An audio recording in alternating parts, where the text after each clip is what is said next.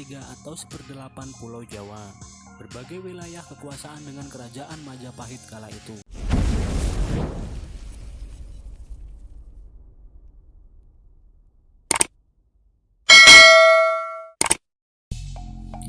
Berikut adalah sejarah kerajaan Pajajaran dan orang-orang Sunda.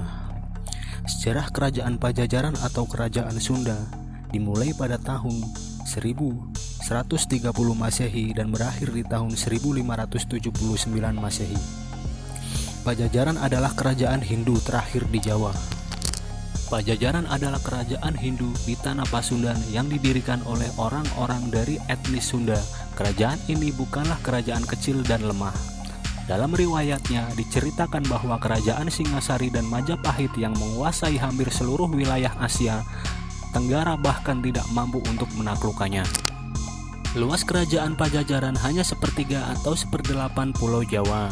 Berbagai wilayah kekuasaan dengan kerajaan Majapahit kala itu.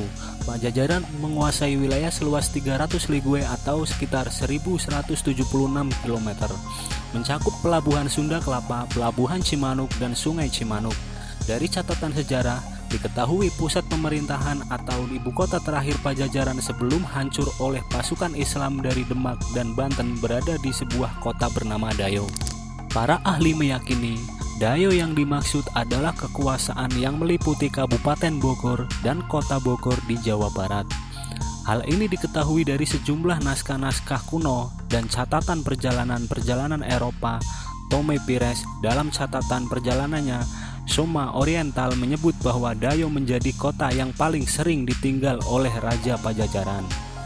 Raja memiliki istana yang sangat megah dibangun dengan 330 pilar kayu setinggi 5 depa dengan ukiran indah di atasnya. Banyak perdebatan terkait keberadaan Dayo kala itu. Penjelajah Eropa setelah Pires mengakui tidak menjumpainya. Barulah pada tahun 1856 Carnot berhasil memecahkannya. Selama menjabat di tanah Jawa, ia melakukan penelitian yang dicatat dalam jumlah A.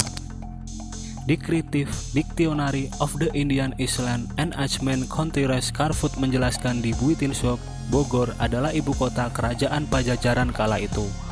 Ditemukan bekas fondasi istana, banyak sekali puing-puing bebatuan, serta prasasti.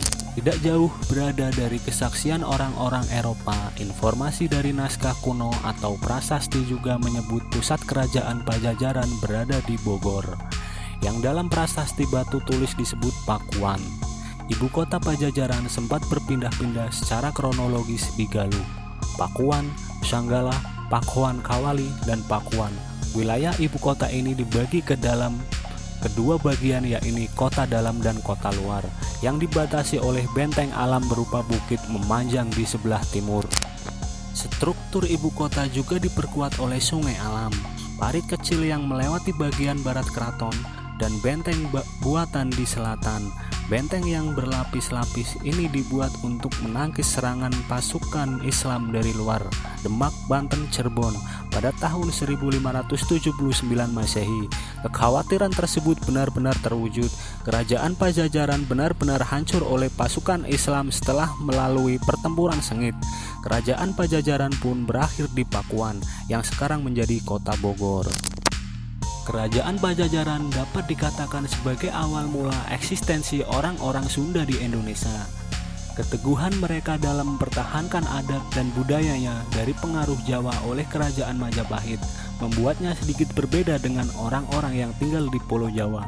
Pada umumnya, sikap Pajajaran yang enggan tunduk kepada Majapahit membuat tidak adanya percampuran budaya antara Sunda maupun Jawa.